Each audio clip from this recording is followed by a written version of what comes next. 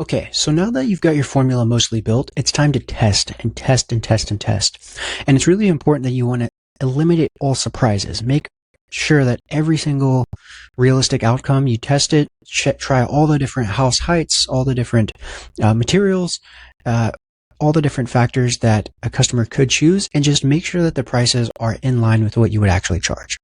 So we're going to go through that process. It's pretty straightforward, and we added a new system to make testing even easier. So let's go into the house wash formula that we were just working on in the previous step.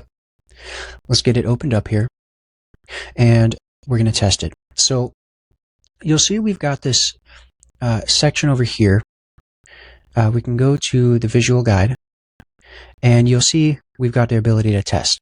So this is nice because you can easily test the formula without having to open up the call screen and fill it out and go through that process. It's just more time consuming. This is real quick and easy. So let's start by saying, let's select vinyl. Let's put a base rate of, I don't know, 2,000 square foot house. Let's say full house wash.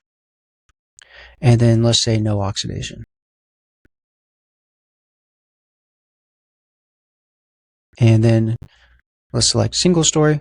Okay, so you can see right here that price is $360. Let's say split level, it goes to $432.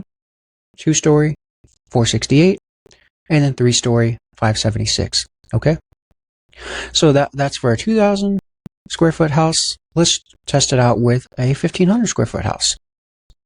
And you can see here, you can quickly see the different pricing. Now let's try 2,500. Same thing. You can go through and quickly see the updated pricing, and then you can also try the different siding types. And what you're going to want to do here is just make sure there's nothing out of the ordinary. Make sure that these prices seem about right.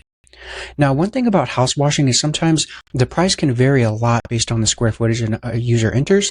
So you may want to make use of the maximum and minimum pricing here.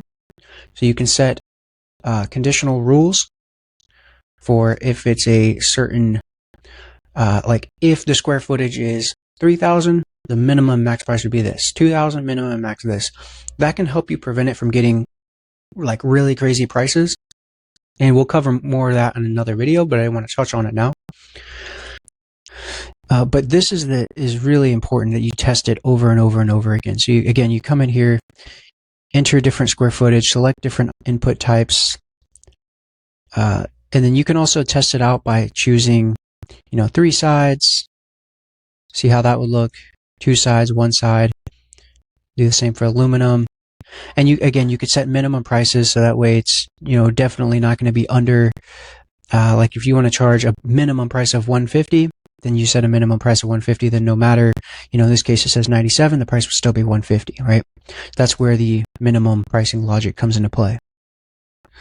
So that's a quick way to do the testing. Again, that's pretty self-explanatory, but it is important that you test it many times to prevent any unexpected errors. And if a customer ever uses it and you do notice a price that's a little high or a little too low, you can easily just go in and update it right away. I mean, it takes a few minutes. You can do it from your phone. But this step is very important. Make sure you're testing again and again and again.